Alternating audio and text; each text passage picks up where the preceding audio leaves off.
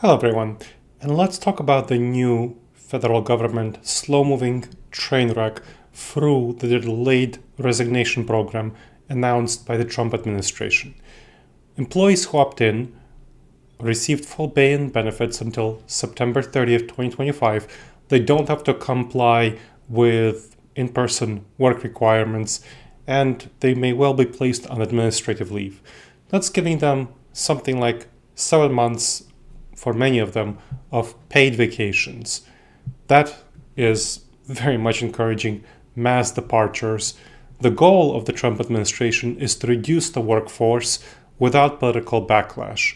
It's essentially a buyout.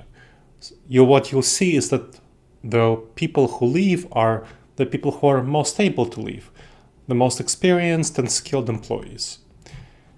There will be some employees who are left on the payroll who will not be very good. They will not be the most skilled. They will not be the most experienced. And what we'll see for the next few months is a false sense of normalcy. But October 2025, when people will actually fully leave, because in the meantime, some people at least will still be working remotely, they won't be placed on administrative leave, that will see a collapse of critical government services. That's what I mean by a slow motion train wreck rather than an immediate breakdown. We'll see huge delays in Social Security payments, in Medicare processing, Medicaid processing. Homeland Security, intelligence agencies will lose key experts, especially in cybersecurity, who are folks who are much more capable of getting jobs outside of the federal government than some others. Federal law enforcement will struggle to investigate crimes as people are leaving. Businesses will suffer a lot.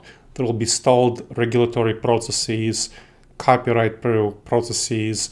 The US Patent Office, for example, is known as a place with lots of remote work, so lots of people will choose to take this resignation offer because they have been hired to work remotely and they otherwise have to come into the office. And now they can work for the next few months outside the office and then they leave.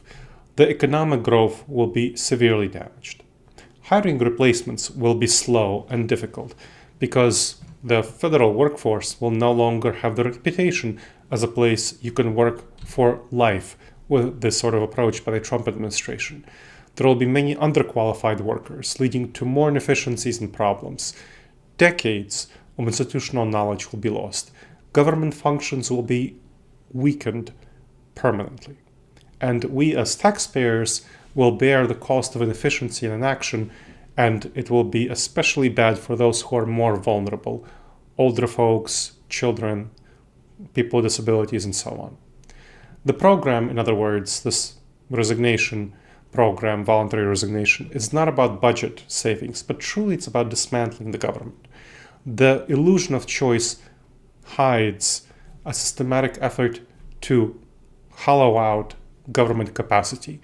Rebuilding will take generations. Services that Americans rely on right now, including many people who voted for Mr. Trump, for President Trump, will be permanently weakened. The true cost will only become apparent in October when disaster strikes with a slow-moving train wreck. I hope you've enjoyed this sad episode of the Wise Decision Maker Show. Please make sure to subscribe wherever you checked out the show and leave a review. It helps others discover the show and it helps us improve the show. And if you have any questions, email me at gleb, Gleb, at disasteravoidanceexperts.org. I'm sorry, .com. Gleb at disasteravoidanceexperts.com.